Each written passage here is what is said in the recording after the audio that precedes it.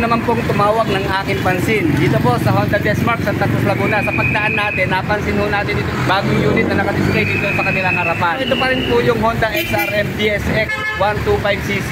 Pero nakita ko po, model 2024 ho siya, kaya bago ho ang kanyang mga decals. Baka magustuhan nyo, karagdagan po sa inyong choices ngayong 2024.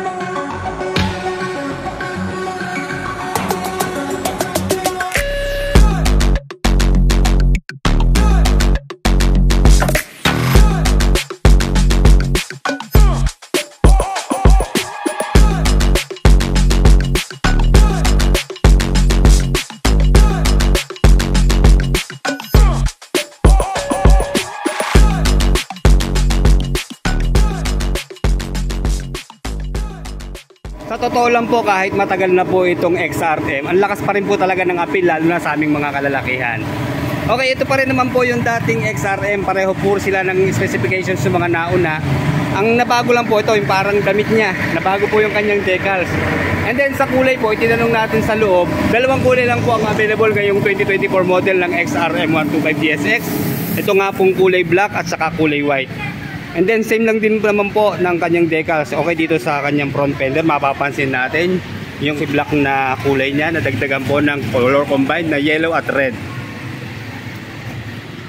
And then dito po sa kanyang side profile, yun din naman po, wala nang ibang kulay na ginamit kundi yung yellow at red. And then yung kanya naman pong brand name na Honda, at dito yung kanyang model name na XRM at displacement na 125. And of course, same decals lang din po dito sa right side. At ito, nakalagay po rito, nakamark na sa kanyang bearings yung kanyang isa sa specifications niya na program fuel injection.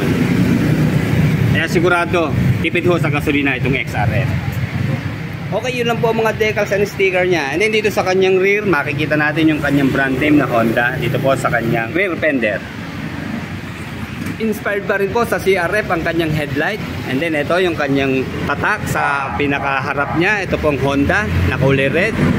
And then meron po siyang halogen bulb na headlight at bulb na turning signals. And then syempre kapag DSX or yung Dual Sport Extreme, dapat lang na ang gulong niya ay ganito, may mga spike, di ba, pang off-road. Pero sana pinatabaan pa, di ba, para mas bumagay sa kanya. Pero mabilis naman po magpalit ng gulong. Meron po itong sukat na 2.50 by 17. And then tube type pa rin po siya. Ayan, meron po siyang interior sa loob. MVP Star po ang kanyang brand. Pero maganda po sa gulong nito, Japan technology po siya. And then meron po siyang max load capacity na 155 kilos. So, dalawang tao po talaga ang kaya ng isang motorsiklo. Dahil ang seating capacity po ng gantong motorsiklo ay dalawa lang po talaga. So, kung mag-aangkas po tayo, hanggat maaari isa lang para hindi mahirapan po yung ating mga gulong at telescopic fork na front suspension hanggang sa rear suspension po na dual shock absorber yan, coil spring na kulay red. And then pareho po ng sukat ng gulong dito sa rear, meron po siyang size din na 2.50 by 17. Pero mas maganda sana kung mas mataba itong sa likod, ano po. And then maliit yung diameter ng kanyang spoke wheels, siguro mga size 15 or 16 para mas maganda po, mababa, madali makakaangkas po yung ating mga back rider. At syempre po mas mabigat ang pressure dito sa likod, kaya tama lang na patabain po ang gulong dito. At ang maganda po noon, kung maliit ang spoke wheels dito, mataas naman po yung upright position ng ating manibela, kaya mas komportable po tayo magdadrive, hindi ho tayo pasubsob. Ito ang maganda sa DSX, naka-disc na po sa kanyang rear brake at naka single piston caliper na mayroon pong brand na Nissin. Ayan, kulay red po yung kanyang caliper. And then meron naman sa kulay ng kanyang coil spring, kulay red din. Okay, nalimutan ko na. Balikan po natin yung kanyang front brake. Okay, dito po sa front brake, bali single disc po siya na meron pong single piston caliper. Ayan, ang brand po niya Nissin din, kulay red. Kaya sa stopping power, maaasahan po natin itong XRM DSX 125. And then kahit valve pa rin po ang kanyang stoplight, taillight, turning signals. Pero sa forma naman po ng kanyang bearings, dito po sa kanyang rear, patulis po siya. Kaya sigurado sa forma po ng ating dimension, yung kanyang aerodynamics na shape, makakatulong po sa pagpapatakbo natin ng matulin. Okay, napansin ko lang medyo payat po yung kanyang round shape na muffler. Pero maganda naman po, malaking butas ng kanyang tube. And then metal po yung ginamit na heat guard, matte black po ang kulay. Then kahit wala hong heat guard yung kanyang elbow, okay lang naman dahil nandito po yung kanyang kickstart. Hindi tayo basta-basta mapapadikit. And then ito po, meron po siyang 900 ml na engine oil capacity. And then ito po yung brake pedal niya sa rear. And then ang maganda ho sa kanya ngayon, meron siyang undercowl protection para sa pagdaan natin sa mga mababatong lugar, protected po yung ating engine. And then yung access natin sa spark plug, mabilis lang din po. And then rubberized naman po yung kanyang footrest dito sa rider at saka sa back rider natin. Bakal naman po yung kanyang footrest, kaya maganda po talaga, merong rubber. Semi-automatic po ang transmission ng Honda XRM DSX 125. And then sa gearbox po niya, 4-speed.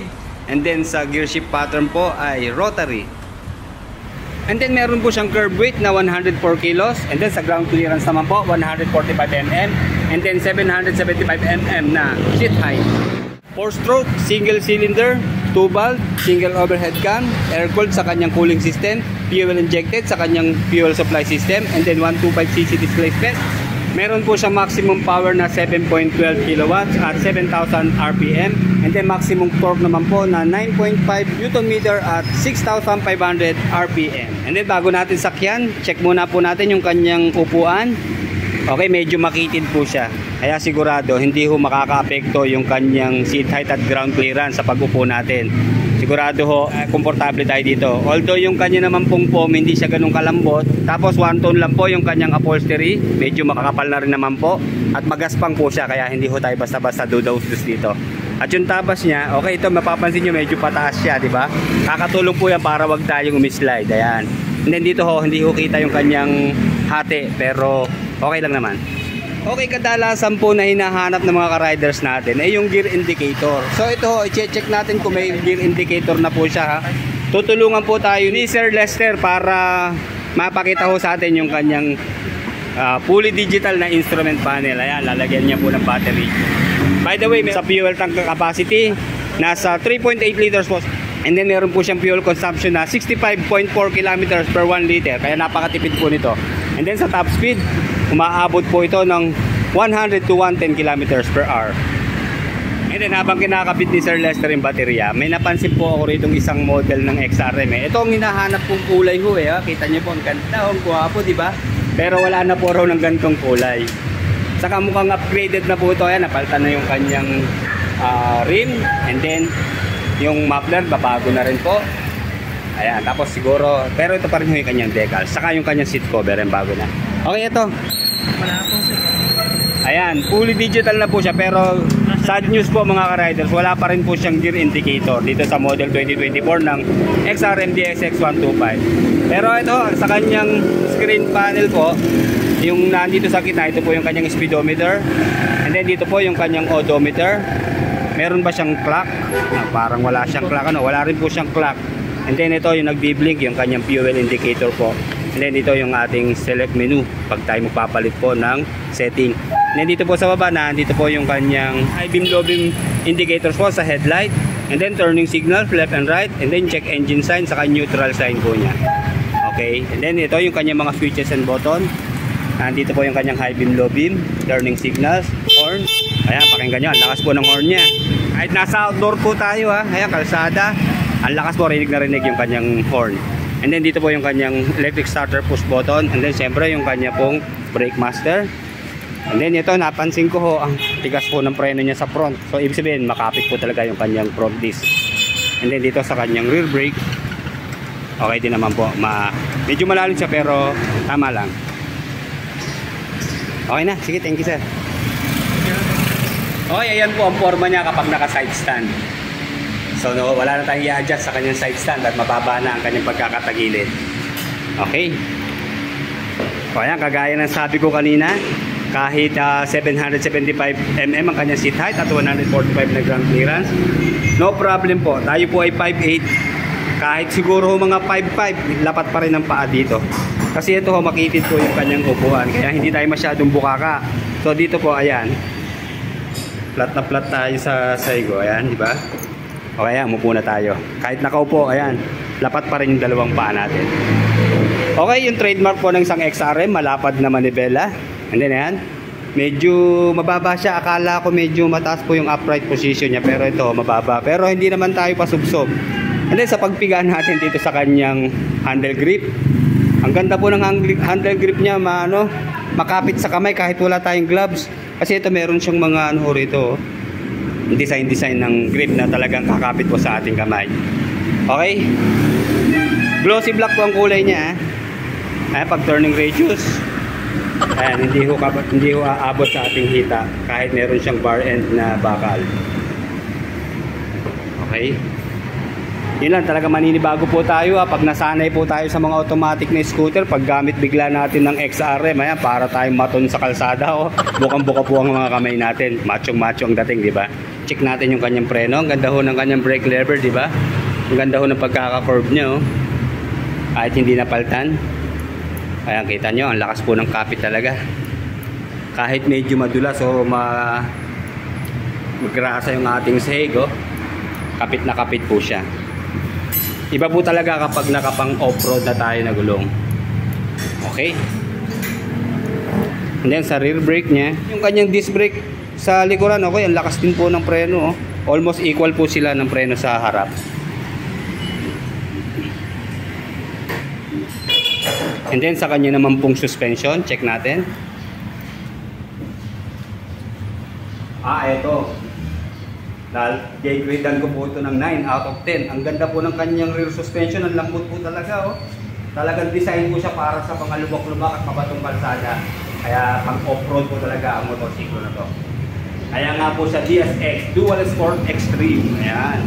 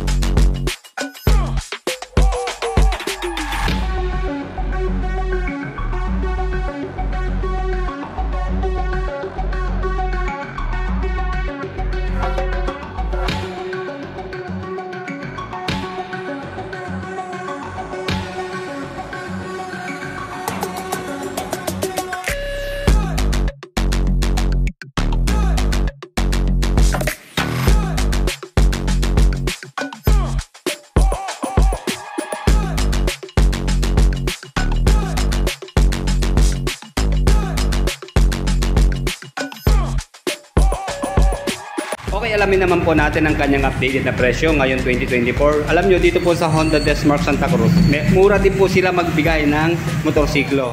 Ang cash price po ng XRM 125 DSX model 2024 ay 73,000. Okay, sa installment po magda-down tayo ng 7,900 at sa isang taon po ang monthly niya ay 7,150. Sa dalawang taon po 4,255 at sa tatlong taon naman po 3,290. And then yan, rebate po na 200 kapag update po tayo magbayad. Ayan mga ka-riders, samantalahin na po natin ang pagbuha ng motorsiklo ngayong 2024, lalo na po dito sa Honda Desmark Santa Cruz, Laguna, dahil naka-promo po sila. Pag kumuha po tayo ng motorsiklo, mapa-installment or cash, meron po itong libreng 5 litrong gasolina. Then meron din siyang libreng helmet, jersey, plate holder, at syempre yung 3 years LTO registration at saka po TPL insurance. Okay, sa mga karagdagan tanong nyo po, visit nyo lang po sila sa kanilang Facebook account sa Honda Desmark Santa Cruz, Laguna. Salamat po.